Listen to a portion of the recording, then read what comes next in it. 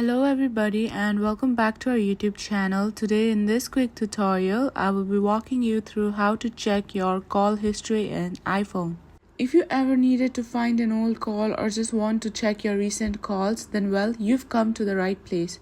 Now without any further ado, let's just quickly begin the video. To start with, go and open your phone app.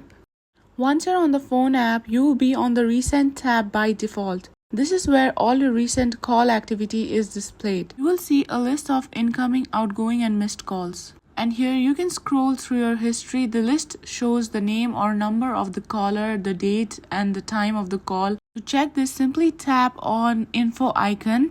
This will help you see the incoming or outgoing call, the calls made, and then the duration of the call. And that's it. If you find this video helpful, please don't forget to like, share, and subscribe our YouTube channel for more amazing contents. Thank you for watching.